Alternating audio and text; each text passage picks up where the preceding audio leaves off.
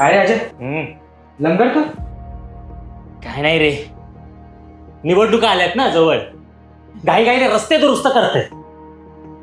अरे सगळीकडे patch patch patch patch patch करून ठेवले, घसरली गाडी त्याच्यावरून. हे दरवेळीच आहे. हे निवडणुका आल्या ना की घाईघाईत रस्ते दुरुस्त करायला घेतात, आणि निवडणुका झाल्यानंतर काय, पुन्हा रस्ते खराब. दुपट्टीची कामं केल्यामुळे अपघात होतात, आणि वाहतुकीची कोंडी होती ती वेगळी. बरं, आता हे रस्ते दुरुस्त करण्यासाठी जे जादा पैसे लागणार ते जाणार कोणाच्या खिशातून? नागरिकांच्याच.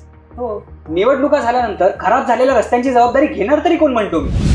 बदलायची नाही परिस्थिती.